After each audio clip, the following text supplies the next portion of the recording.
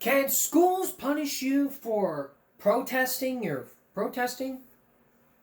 Throughout the broadcast, we focused on your rights at school. As part of Back to School Month, we focused on your rights at school.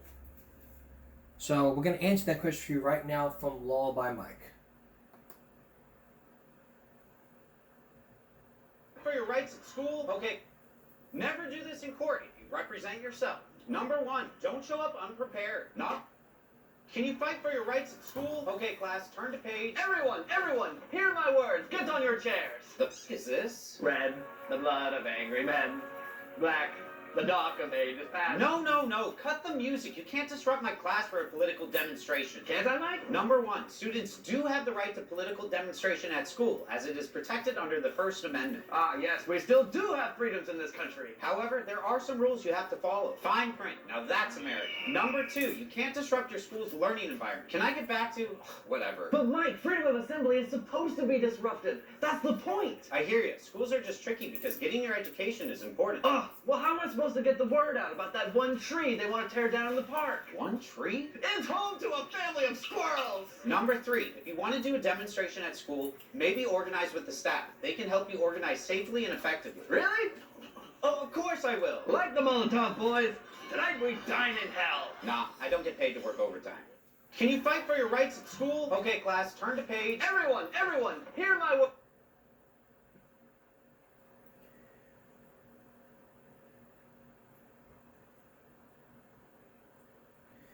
Well, here's another question for you. Can schools go through your emails? Teachers allowed to go through your emails? Billy, detention. What? What'd I do? This meme of me saying teach looking like live action SpongeBob. Detention! What? You can't go through my emails, can he? Number one, if a teacher wants to go through your emails, the first thing they can do is ask for your consent. Ugh. Can I look through your emails? You already did. No consent. Why isn't it working? Well, number two, schools do have the ability to check school-provided emails and devices, consent or not. Yeah, buddy, who do you think gave you that laptop? American taxpayers? No. Oh, actually. But number three, teachers should be using this technology specifically for students breaking terms of service, breaking laws at school, or are in danger of harming themselves or others. Well, joke's on you. I didn't need to access your emails. Someone forwarded it to me. What? Wait, what? What? Are teachers allowed to go through your emails? So answer that question, yes, they are allowed to, but there are restrictions you have to follow.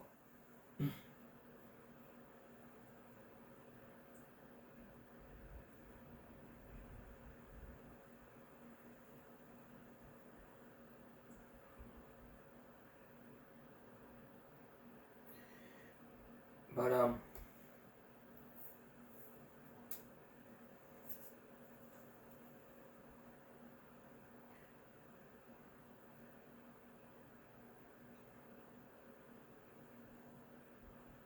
yeah.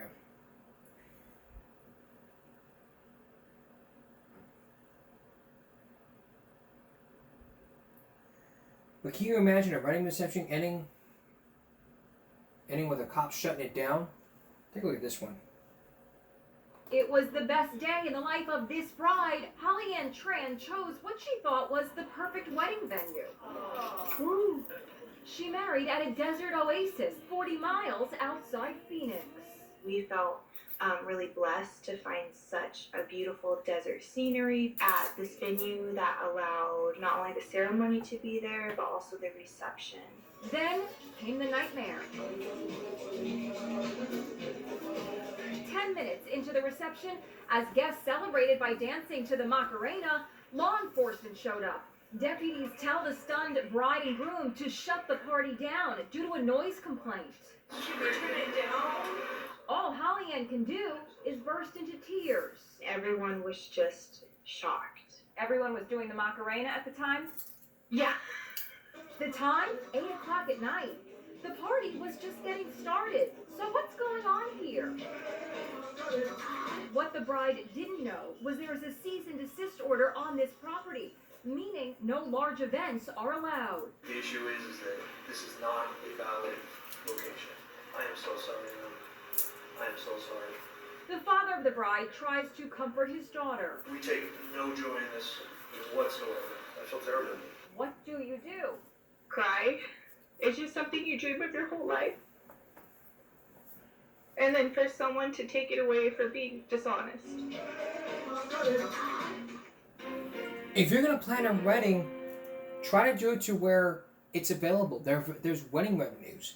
That's our common sense for the next. That's our common sense.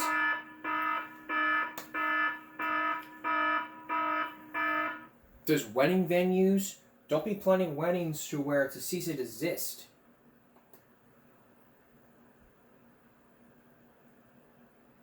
And Wrangler's Roost. If it says no trespassing, no trespassing. I mean, but I'm really sorry that happened. So, next time you're gonna plan a wedding, plan it at a venue or at a beach or at your house, if it's allowed.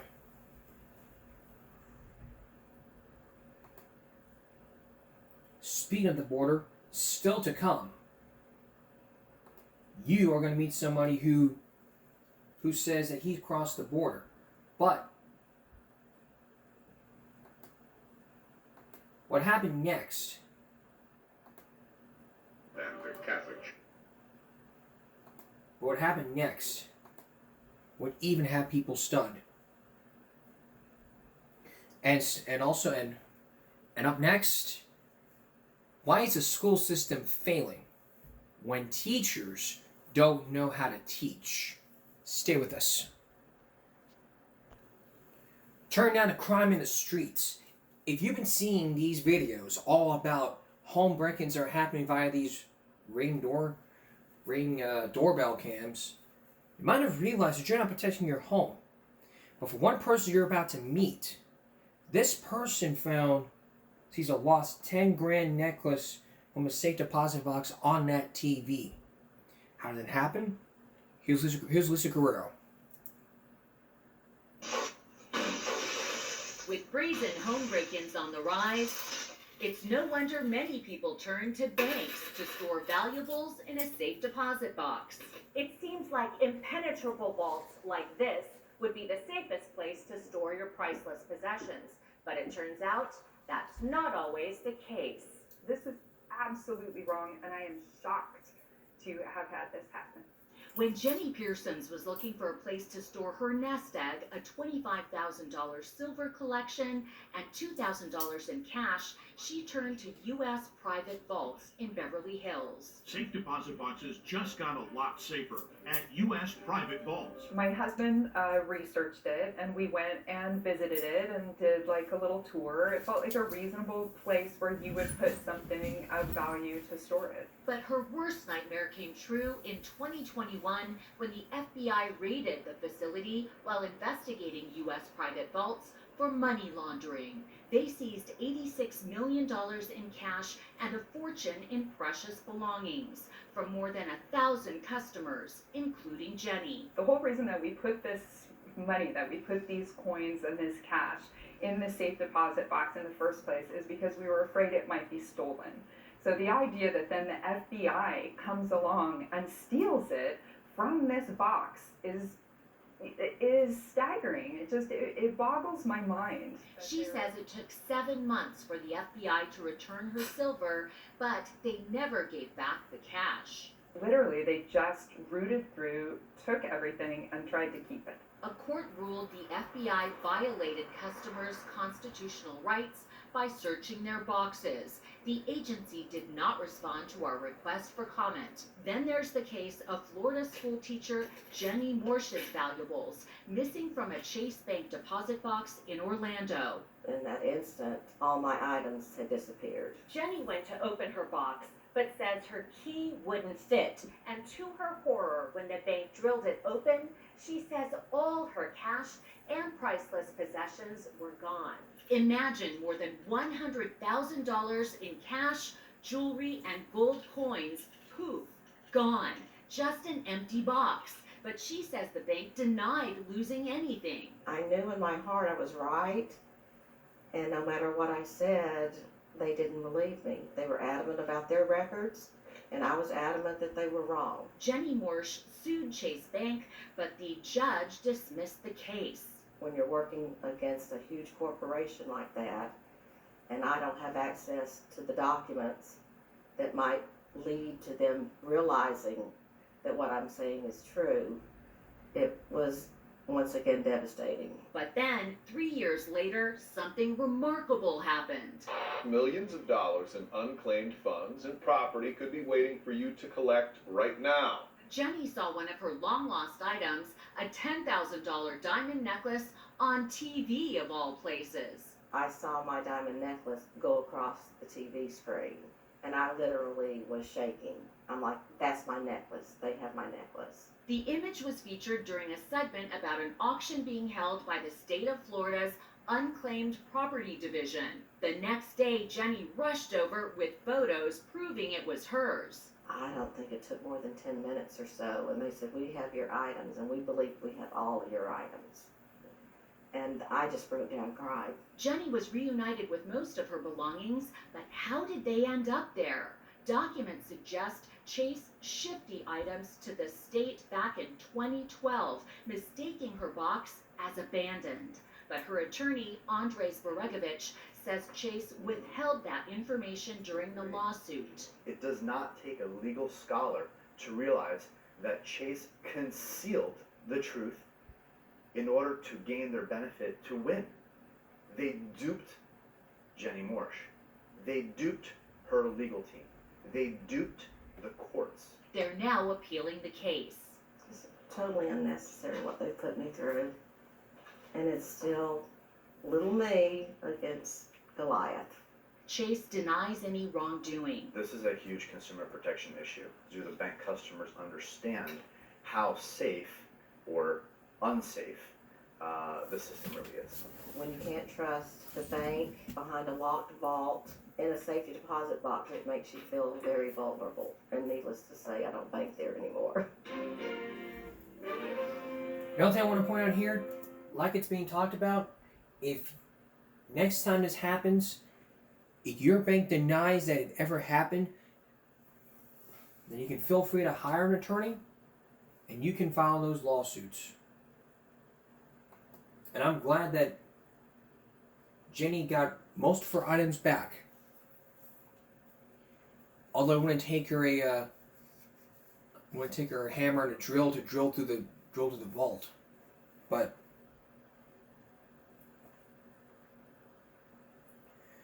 the bottom line here is, next time that you have lost possessions of your items, try looking for them. You see a segment on TV from a different state, you call that state, you claim it was yours, you show them pictures, and then you can claim your items. Claim back was rightfully yours. Up next, this person did damage in front of the Mexican border.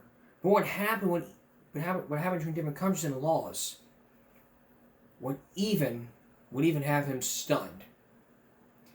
And our Give Me Break Classic, all about the failing school system. Stay with us. Now a story that may make you realize about different countries' laws. It's about breaking something and then saying you'll pay for it, but with differing laws. But for the man you're about to meet, he was willing to pay for the damage for his family vacation. It all started with the family vacation. But when it turned to vandalism, he swore to the Mexican people that he would pay for it. But what happened next would even have everybody stunned. But did it really have to end this way?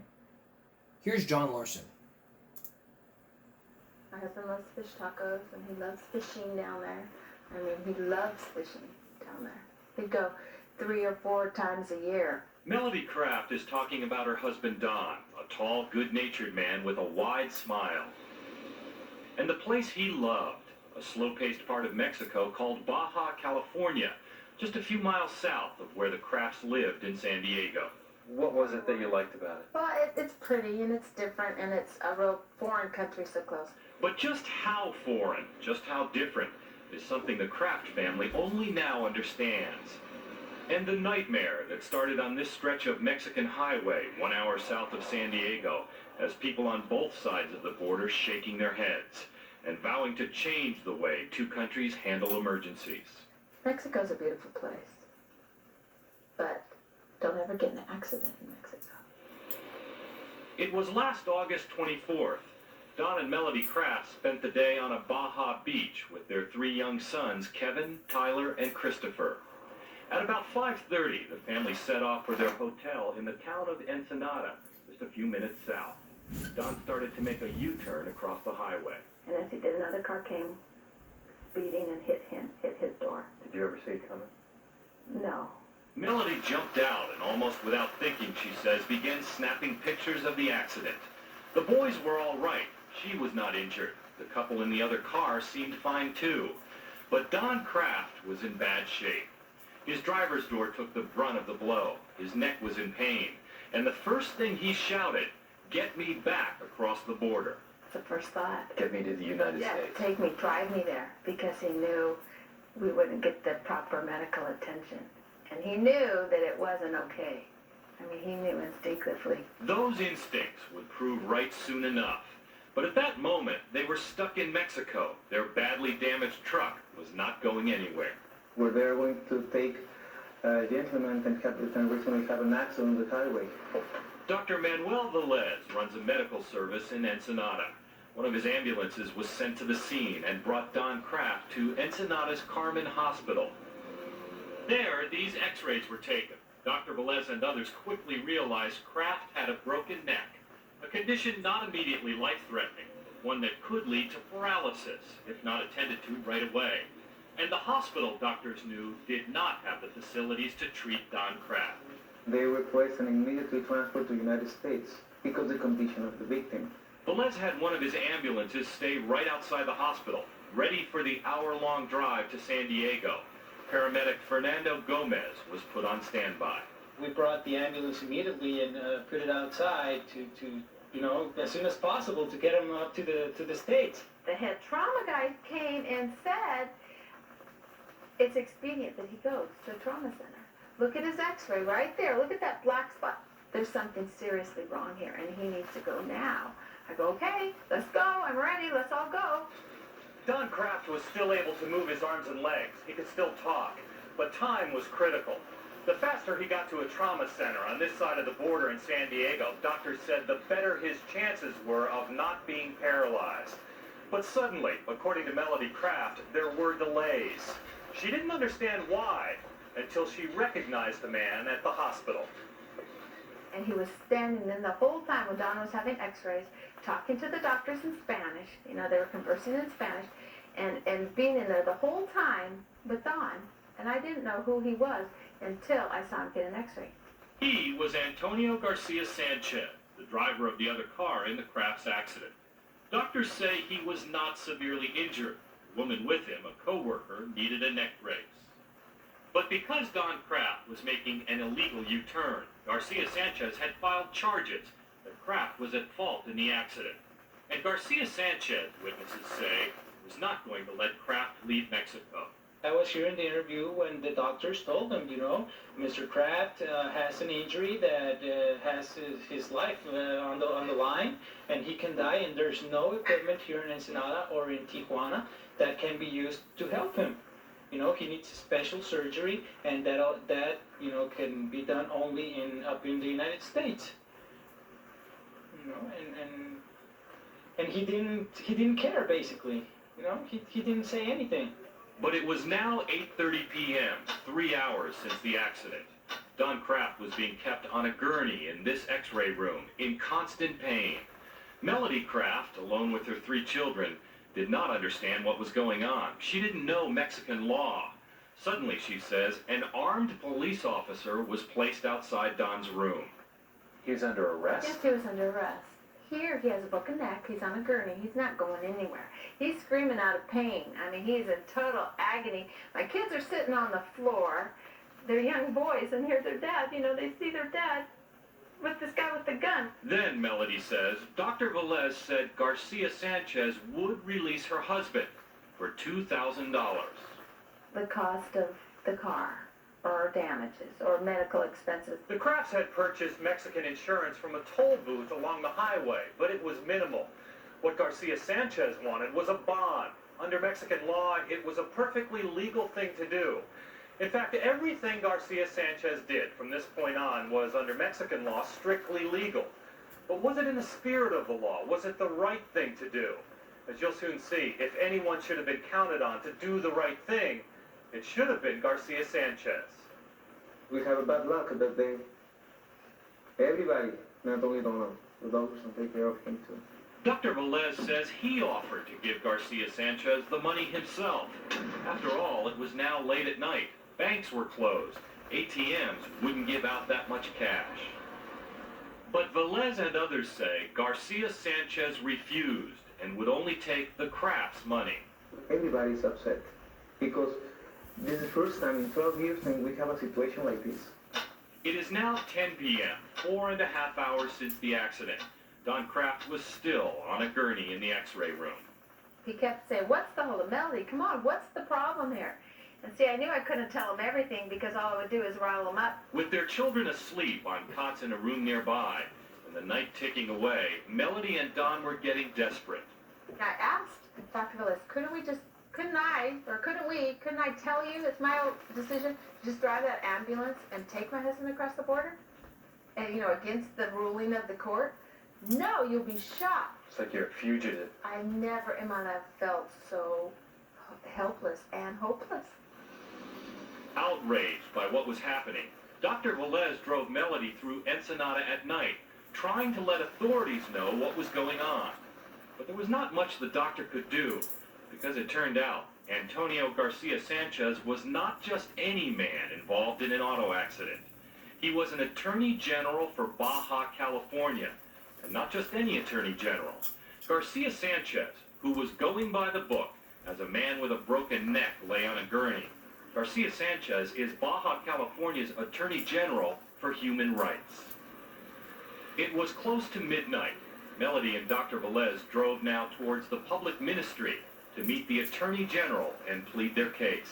And he told me in the car, you need to stop this. He says, you need to talk to whoever, your governor, your politicians, your president, whatever. You need to tell people that this isn't okay. There was still an ambulance waiting, ready to leave. They could still be across the border in an hour. There was still time. But as they drove, Melody did not know that the price of her husband's freedom was about to go up. But what would that price be with the victim of a broken neck? When we come back, it would take a lot of time and a lot of patience to be across the border in an ambulance. Stay with us. Returning to our story, if you were injured, if you're in Donald Kraft's case, and you as a victim, you were the wife, and they demanded you $2,000, and you would do anything to do it. You would have to be on Wheel of Fortune to win over $2,000, or you'd have to be on Jeopardy to meet Ken Jennings to win $2,000. But this case is no joke. But this ain't no like Jeopardy. Melody Kraft was about to go through obstacles and do whatever it took to help out her husband. Would it work? Once again, John Larson. Up to 120,000 Americans cross into Mexico through the border near San Diego every day. The U.S. consulate in Baja California says it handles about 2 cases a month of Americans injured there who are quickly transported back across the border. In fact, one official at the American Embassy in Mexico City told us he had never heard about any incident of Americans detained after a car accident. Never. That is until Donald Kraft. We went from the hospital to the Dr. Velez's office, making phone calls to the government office, back and forth, all these places all night long, just desperately trying to figure out how best to get him out of there. It was now past midnight, August 25th, 8 hours since the accident. Don Kraft, his neck broken, was still lying on a gurney in an x-ray room in Ensenada, an armed guard at his hospital door. His wife Melody, meanwhile, met with the other driver in the accident. The man who it seemed was holding up Don's release, Antonio Garcia Sanchez, Baja's Attorney General for Human Rights. To his face, I go, oh, so what is your title anyway, sir? You know, and he told me I'm the, the Attorney General for Civil Rights. I go, then why don't you give my husband some rights here and give him the right to live? And what did he say? I never in my life have seen someone so cold and so without feeling that he could just, he'll be fine, Mrs. Kraft. That's what he'd say to me. At about 1 a.m., the phone rang here at the San Diego home of David Kraft, Donald's brother. I pick up the phone, and there's a lady's voice that was pretty hysterical. I didn't know what was going on. It was Melody asking David if he could somehow find $2,000 in the middle of the night and bring it to Mexico. David says he woke up neighbors and got their ATM cards. Soon, he had enough to withdraw the $2,000. You figure we're home free. I got the money. I'm ready to go down and get my brother out. What happened? And it went to 5,000. 5? Right. Dr. Velez called to say the bond was up to $5,000. By this time, the American consulate in Baja was involved. Officials there say they placed 30 calls to Mexican authorities through the night, trying to get Don Kraft released. None worked. Then, around 3 a.m., a new message. The bond demand had been raised again to $7,000. Let me ask you the obvious. I mean, no way you had $7,000 in your pockets. Of course not. Was there any chance you could write him a check? No, he wouldn't take it. Or a credit card? No, he wouldn't take it. So what are you supposed to do? He wanted my money.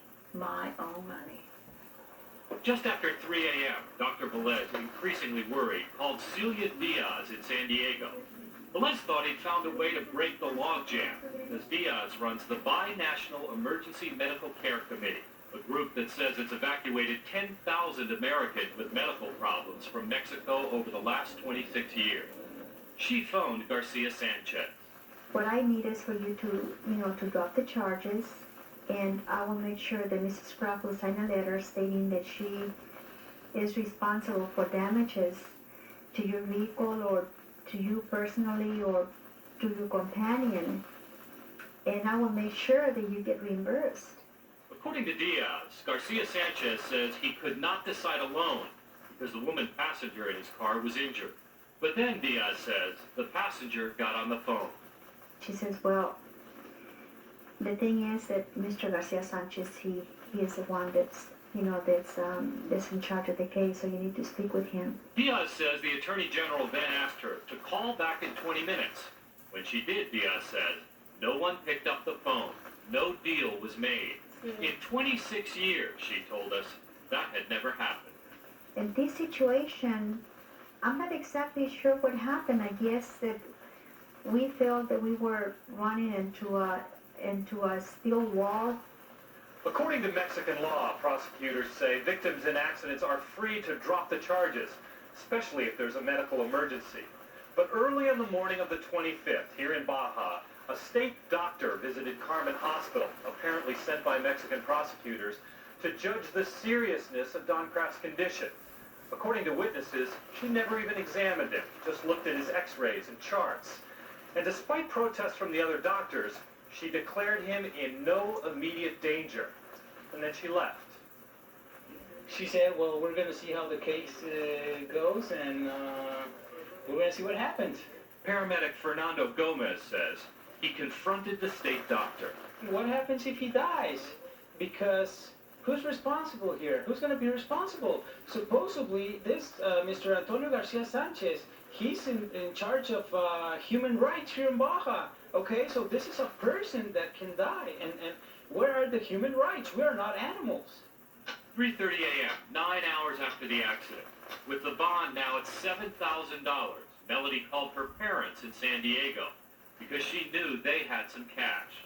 My mother and dad have some money saved up for their funeral costs. They're both older, and my dad's 81, and that's what she had. And so I thought, well, that's the only person in this world I know that would have that kind of money at this hour in the morning.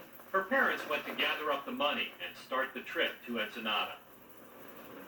Also at 3:30, Don Kraft was moved to a more comfortable room. Doctors say his neck was swollen, his movements were stiff. Paralysis was starting to set in. Time was clearly running out. Then, at 6 a.m., Melody looked up from her husband's bed and, to her surprise, saw Garcia Sanchez himself standing there. She made one more plea. I'll stay here. Put me in jail. I'll give you my house. I don't have it right here in my hand. I'll give you my car. But just let my husband get some help. Just please let him get some help. What was the response? Can't. Then, Melody says, her husband spoke up, asked her to wake the kids and bring them to his room while the Attorney General was there. He said, boy, this is a really hard lesson for you to learn. Kevin, Tyler, and Christopher, you look at that guy in the face. You look at his face. You always remember that guy's face. Next time you want me to take you camping or take you to the beach or take you somewhere, you look at that guy's face. According to Melody, Garcia Sanchez said there was nothing he could do. His hands were tied by the law, and walked away. At 7 a.m., Melody looked out the window and saw what she had been waiting for. 2 cars with family members driving toward Carmen Hospital. He was like, well, somebody's going to save us here. Maybe. They got the money, the thing they want. But there was more waiting. At 9 a.m., the courts opened. Judges ruled the bond demand was excessive and reduced it to $2,700. Then there was more red tape, Melody says. By now, Don Kraft, his situation getting worse by the minute, needed to be flown to San Diego. The plane finally took off at 12:30 p.m. August 25th, 18 hours after the accident. I was just so grateful. I was like, oh, good. He can be okay. He'll be okay. What did your husband say at that point? He was just trying to hold on, you know. He knew he was in serious problem. What do you want? Don Kraft was right. When he got to the trauma center in San Diego, this avid fisherman, this father of 3 who was playing with his boys on a beach just the day before, was paralyzed. He was soon transferred to another hospital for longer-term care. Doctors on both sides of the border say the long wait contributed to Don Kraft's paralysis. What happened to the Kraft family set off a huge controversy in San Diego. So much so that the Mexican consulate there agreed to investigate. Melody Kraft waited to find out how the Mexican government would deal with one of its own. On August 31st, the Mexican consulate released a 2-page investigation saying Garcia Sanchez was not at fault. The report instead blamed the delay on a controversy regarding diagnosis between the state doctor and doctors at Carmen Hospital. The report added that fortunately, Mr. Donald Kraft II is now in stable condition and on his way to recovery. But 1 week later, on September 6th, there was a code blue in Don Kraft's hospital room. Thinking my thing was not looking good, but we're working really hard.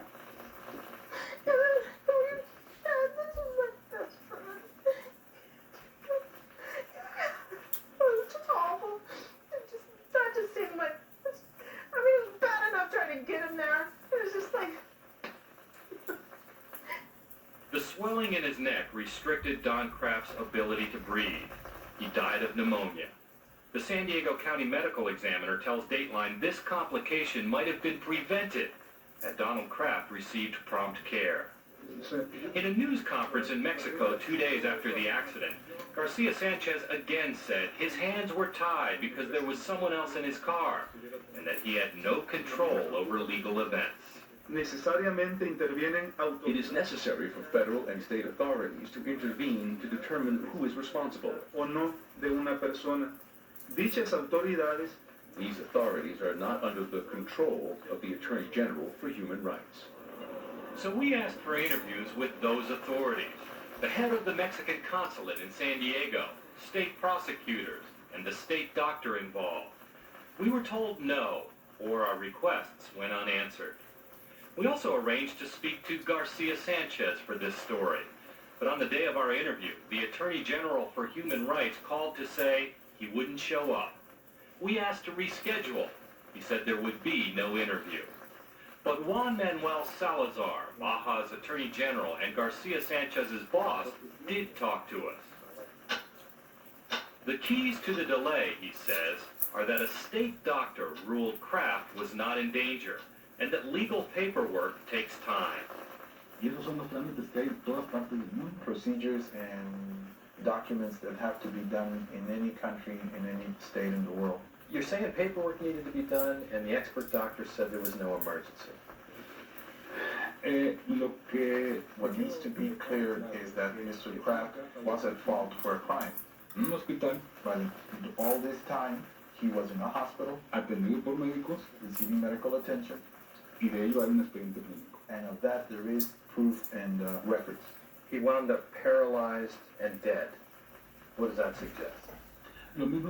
Once he was set free, we do not know what transpired or happened. Salazar also told us that Garcia Sanchez was not in control.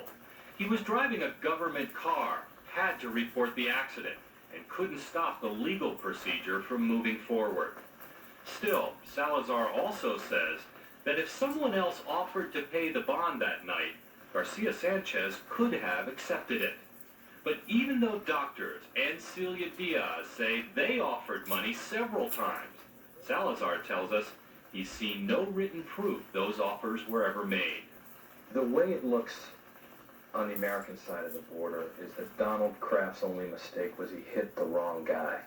That Garcia Sanchez blocked reasonable efforts for him to be taken out in a timely fashion. It's false. I think it's false.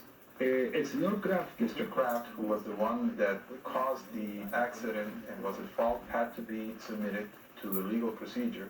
Mexican government says, regardless of what you may think, this was all done according to procedure. That the Attorney General was within his rights to file the complaint. But what about a right to have life? I mean, they overlooked that little clause, didn't they? The Mexican medical personnel who tried so hard to get Donald Kraft released are disillusioned too. There's no human rights here in Mexico, I think. And I know, it hurts. It hurts because for the fault of one person, you know, a lot of people go through that, you know, and that's not fair. But Melody Kraft says she and her boys try not to think about that. Try only to take it day by day and remember the father and husband they once had. I can't fill my life with hate. I can't hate this or that because I have a kids to live for and I have my life and it will destroy me. But I sure hate the situation. And I sure don't want it ever to happen to anybody's husband, or anybody's father, or anybody's brother. We don't live in that kind of world. I mean, it's unbelievable. We don't live in that kind of world. Disappointment,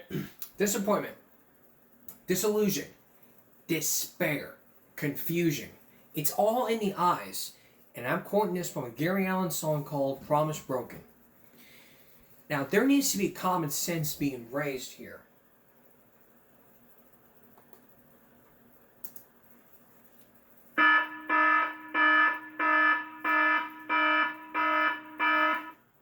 Laws need to be changed to where no one can demand the bond go up. Nobody. And people who say, well, my hands are tied, well, your hands are clean in this. A man was dying and you're sitting there just tying your hands and sitting there saying, $2,000, $4,000, $5,000, $6,000. Does anybody see the problem here? Does anybody see what the problem here is? We don't need to be raising the bonds here. We don't need to be raising any bonds. If the bond had been to where it was, he would have still been alive today, and he would have been told this, and he would have told his side of the story. But no, he refused to talk to Dateline, not the victim and Tony, the human rights guy. If he had declined to come on, then he would have told us his side of the story. Mexican and U.S. officials have met several times since Donald Kraft's death and say they're close to setting up a new system for dealing with severely injured Americans caught on the other side of the border. It would stipulate that Americans be transferred out first and legal red tape dealt with later. That's the way it should go. Not go the other way around. Just because you want to feel like, oh, I'm going to press charges and have them stay here, that doesn't mean much. Medical attention comes first. Haircut first, food second. You don't go backwards. Here's the thing. Here's another common sense.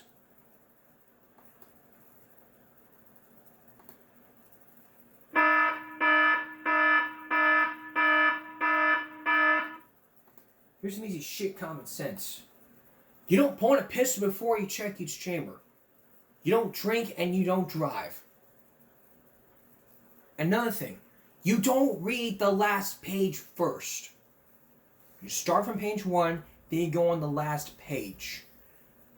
It's how it should be. It's how it should be. It's ordinary common sense, just to avoid danger and to avoid prosecution. If you do those, if you listen to common sense, you could avoid prosecution or you could avoid danger. And you'll be successful, unlike the failing public school system when you return. Is it just me, or is the school system failing like it always does? I mean, this is what I always see every time.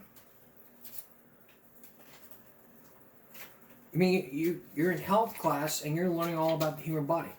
Then all of a sudden you see people going all the note-taking that's happening. As Rob's going to tell you, the school system has failed. Is it just me, or is the school system turning into a structured path towards failure? I think teachers have more of a serious role than you think, because it's one teacher teaching like a classroom of 30 kids, right? Some are slow learners, some are fast learners, some don't learn visually, some don't have to take notes, some do. Listen, the reason why I don't like school is because I can't stand it. I can't stand how slow it moves. I can't stand how many stupid people there are in class. I can't stand the questions asked. I can't stand how the information is presented to me. I feel like if I learned the material on my own, I could do an entire year of a class subject, maybe in a couple days in my room. Don't you hate it when teachers give way too much time to that retard in class? They'll ask a question like, professor, like, why are the clouds white? And she takes it seriously. Well, Michael, it's because, and you're just sitting there like, oh my gosh, we're in fucking history class! Do you see how much time is being wasted on an irrelevant question? And sometimes the teacher will pick it up because she'll be like, okay class, let's jump back on topic. But then some other dumbass, like Ashley Ferntits in the back of the class, will ask some moronic question like, wait, if our world is like a ball, then why aren't we rolling off? Why are my tits perfectly proportionate? So it's these stupid questions, and it takes way too long for you to actually learn something. You'll get to the end of the class, the time will tick, like class is almost done, and the teacher will wrap it up like, okay, so yeah, Western civilization, come back in next week, we have a test. And there's a reason why there are overachievers in school now that don't have to do anything, right? Like SpongeBob and the Good Noodle Board. I have like 10 golden stars on my Good Noodle Board. But it's easy because all I have to do is sit there and not ask stupid questions because school is easy now. I feel like what makes at least college challenging, and I'm talking about like when you're about to finish your major courses, is the amount of information they give. How teachers make up their own fucking critical thinking tests. They want you to do 200 pages by tomorrow. They want you to study 8 chapters of notes by tomorrow. Like, I feel like that's what makes it challenging. But middle school is a joke.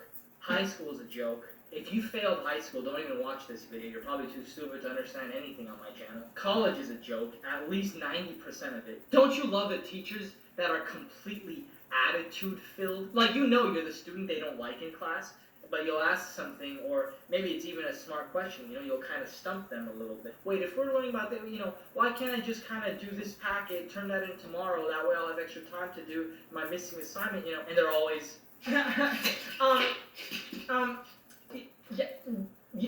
because I said so. They sometimes grade tests completely unfairly, like everyone got the same exact test, but for some of the word responses, like you said the exact same thing as your friend, they got it right, but you got it wrong? Like, how does that work? The teachers just have, like, a bad day, like, my fucking husband, he's fucking that girl named Jessica. I know he's fucking that girl. Okay, where was I? Charles? Who's Charles? Oh, he's that fat, smelly kid in class? Fuck him. F. Jessica. She tries a lot, I'll just give her a name. Matthew. Oh, that fucking prick. Reminds me of my ex-husband. Fuck him. D-. There have been days where I've gotten, like, the wrong grade online when I checked it. Like, it was a group project, so you're graded as a group. Everyone got an A, but mine was like an F. How did that happen? Was the teacher drunk off her ass when she was grading it? Was she just... I don't have time for this. I have 40 papers to do. Because you know every teacher complains in class, I have 180 papers to grade. Okay, guys, so I didn't have time to watch the game.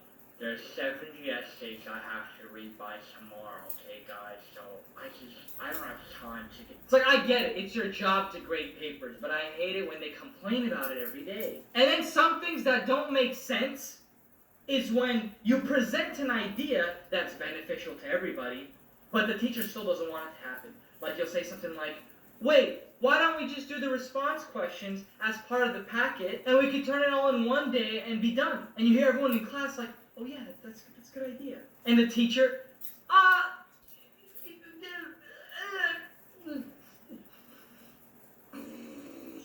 yeah, that sounds good, but no, I want you guys to do it like this. Then everyone's like, aw, no, I want you guys to do it like this. It's so you can learn better. You know, they'll pull something out of their fucking ass. Like, in the end, it doesn't make any sense because it's like, well, it's less work for you to grade, professor. And they're like, no, I've been doing this for a while and that's how it's done. Well, maybe you should change things up, bitch.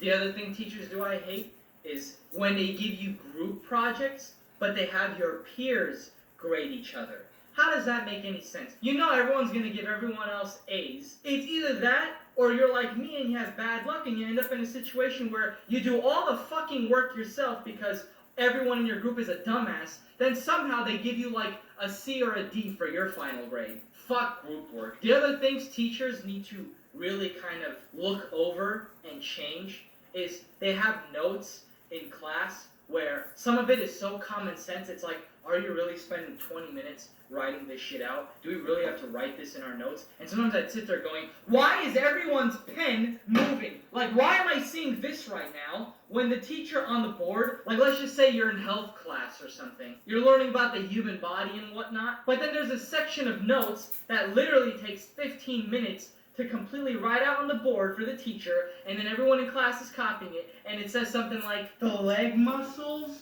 are responsible for running like athletes, how they run. So you see, there's like illustrations. His leg is moving, the muscles in his legs are being used. He's using the muscles on his legs to run. The nose is for scent.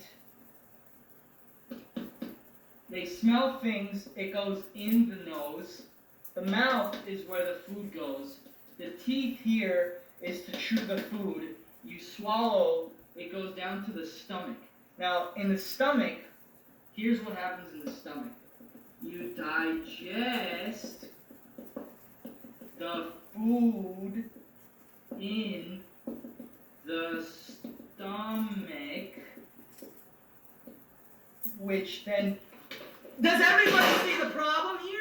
And there's kids in class, like, I'm sitting there like this, thinking in my head, why the fuck am I gonna write down shit like, your lungs are so you can breathe, you chew food with your teeth, why the fuck do I have to write this shit down? It's fucking common sense. I'm obviously just gonna kind of sit here and wait for information to fucking finally surprise me, like, oh, okay, I should write this down. But everyone in class, I'm looking around and there's students like this. Wait, what did he say? He changed the slide. Wait, what did he say?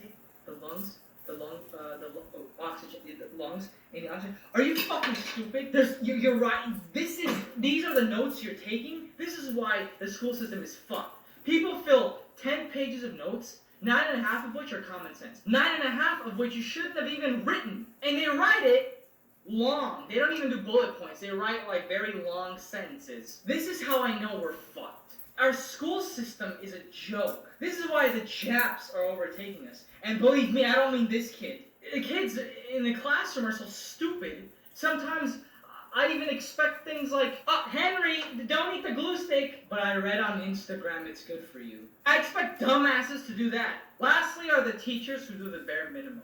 And when I say bare minimum, I literally mean they'll open up the books. They'll tell you, go to page 238. You're going to do this section. You're going to take notes here. Then you're going to fill out the word problems at the end of the chapter. Okay, begin class. And they go on their desk, like, completely depressed, right? Their own kids in jail, or their fucking husbands cheated on them or something, and they're just like, Mrs. Lambry, I have a question. For number 10, it says that, you know, it's about this. Is that referring to the actual day it happened, or is that referring to... just do your best. Do your best. You can tell it's in their face, right? Like the bell rings and they're... Another fucking period. And another period of teaching these kids.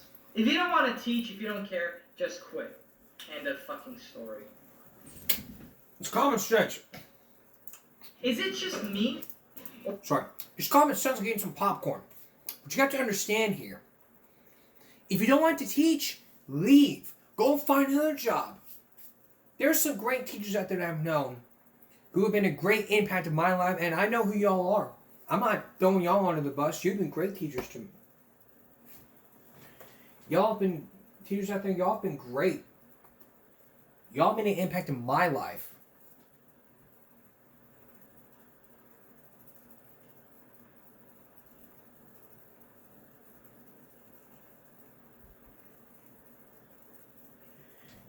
And I don't want to start this whole shebang here, but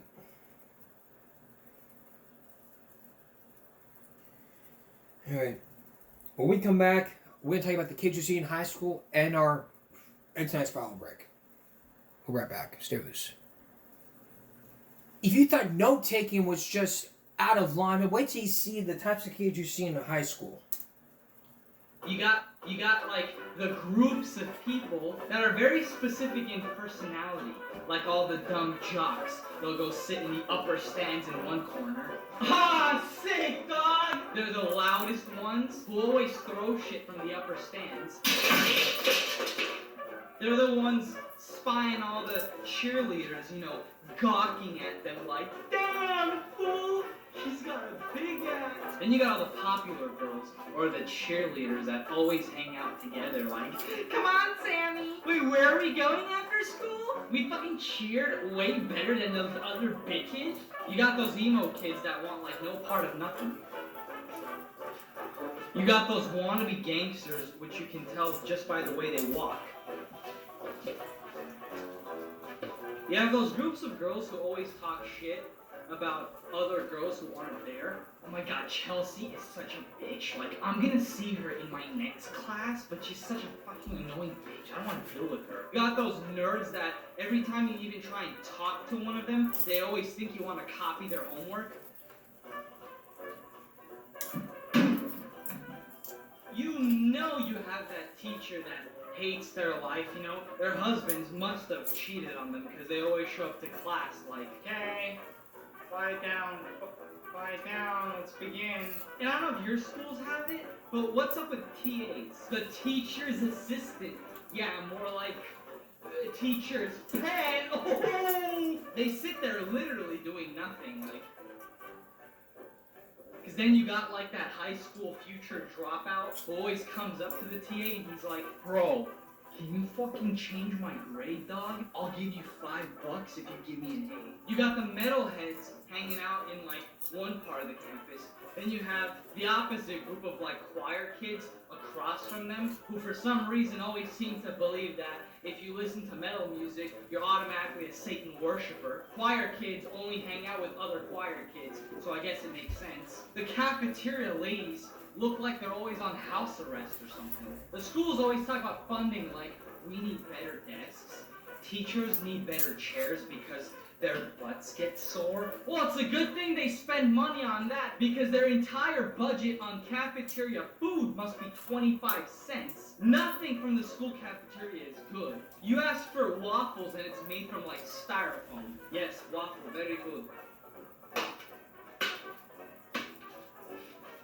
Yeah. Everything they use for flavor is like chemicals. There, exactly like waffle. And the food always puzzles you because they give you like rat poison and pass it off as cereal and milk. And you know what I'm talking about when the school says things like, oh, today for lunch, we're gonna be serving tacos. But there's shit inside the taco where you're like, I think this is like dead rats they caught in the kitchen. Yup, looks like syrup to me. And you got the high school druggies who like try and get high off of anything they can find. Oh, sick, bro. You sniff this glue stick right here? This shit will get you high, dog. Ah! Everyone else in high school was like, shit, I can't wait to go home and fucking sleep. Meanwhile, all the school pride kids are always staying after school. They have like 6 classes, they join a club, they come home for like 4 hours and they can't wait to go back again. Yeah, that's high school in a nutshell.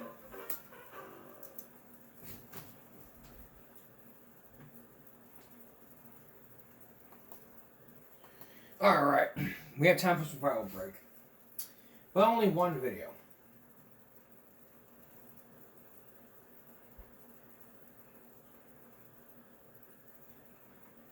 Can you imagine if hotels were people? Take a look at this short. Oh, Super 8 made it. Unfortunately. I parked on the lawn. I hope that's all right. Try not to steal anything. God, these bed bugs are killing me. Multiple. Milton. Yeah, Nice vest. Thanks, man. Where'd you get it? Target. On sale. Hey, can you guys quiet down a little bit over there? I'm trying to watch OnlyFans. Where are we and why is Super 8 here? Redison booked us an Airbnb so we could do reconnaissance. They got free snacks in the kitchen. Please excuse her, she's poor. Free snacks. Big deal. We offer 2 free beers left behind by the previous guest. And there's a complimentary meth line. Do we need to offer more rewards programs? We have discounts. I found a condom in the room the other day. I let him keep it. People love free continental breakfast. Why would we give free food away when we can charge for it? What did he say? We at least need to fix the curtain gap. An utter waste of time. People love waking up to the sun sliver. Also, guys, not changing towels for environmental reasons. Not fine. I think we're lazy. It's because you wrap your plastic cups in plastic. I don't wrap anything up. You should. Well, we offer free HBO and adult selections available for We have rent. free adult content. You just put your ear up to the wall. What's going on with that teddy bear? I'm pretty sure it's got pink eye. I'm compromised. I'm still gonna charge him a cleaning fee. Oh, Super 8 made it. Unfortunately. I parked on the lawn. I hope that's all right. Try not to steal anything. God, All right. these bed bugs are killing me. How can you... Here's a few more. Here's a couple more. Here's 3 more. Here's one where when kids play around in mom's car.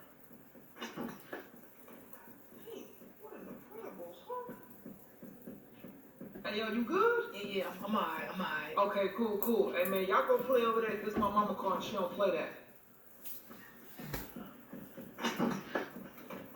Hey, what an incredible hunt.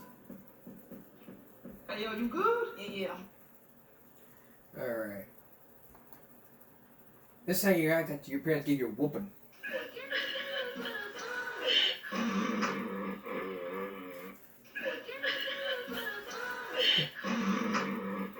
Don't act like that. If you're showing someone a video you're watching, just take a look at this.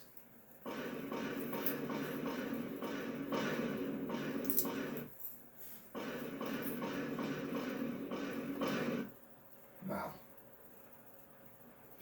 And finally, what happens when you bring a baby to the movies?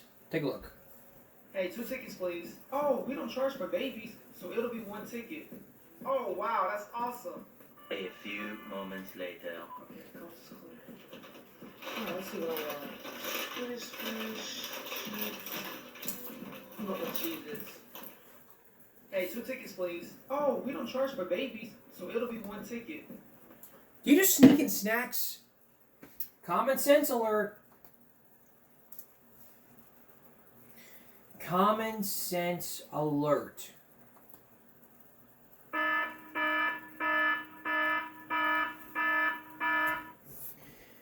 Buy snacks at the theater. Don't be sneaking in food. All signs have posted on saying no outside food and drinks. The bottom line here is this: if you don't want to just freaking go get some snacks, go get some popcorn. Don't be sneaking in. Don't be sneaking away from your house to go get some food. Bring it to McDonald's or whatever. Bring it to the theater. Outside food and drinks should be prohibited, and there needs to be a law. That's all, physician. Give me a break. Saturday going to Sunday. We'll see you again for Give Me a Break Monday. Actually, we're going to have a special Give Me a Break for you coming up on that day as well. Our Give Me a Break Classic Special, all about middle-aged men who survived the plane crash, but it would take all the hard work that they have done. Here's a preview.